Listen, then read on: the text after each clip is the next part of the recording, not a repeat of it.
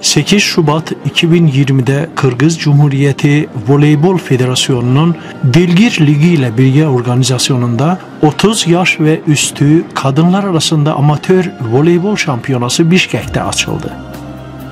Yarışmaya Kırgızistan'ın tüm bölgelerinden 12 kadın spor takımı katılıyor. Açılış töreninde Qırğız Cumhuriyeti Voleybol Federasyonu Başkanı Elmurza Satıbaldiyev ve Dilgir Ligi'nin kurucusu Eliza Asılbekova bir konuşma gerçekleştirdi.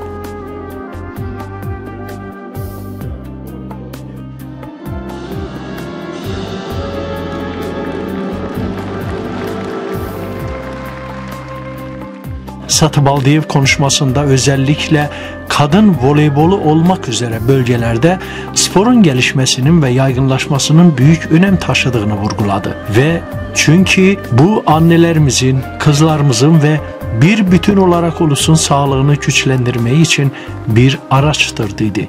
Ayrıca son zamanlarda kadın voleybolcuların sayısının arttığını ve voleybolun popüler bir kitle sporu haline geldiğini de sözlerine ekledi. Eliza Asılbekova, federasyonun ana görevi Kırgızistan'ı voleybolla sağlıklı bir yaşam tarzı sürmeye teşvik etmektir.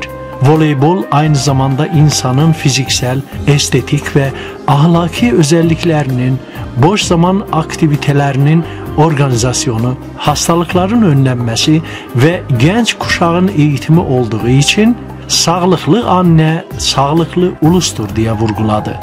Dilgir Ligi kadın amatör takımlar arasında Kırgızistan şampiyonası 8 ve 9 Şubat 2020'de yapılacak. Maçlar Bişkek'te Kocamkul Spor Sarayı'nda yapılmaktadır.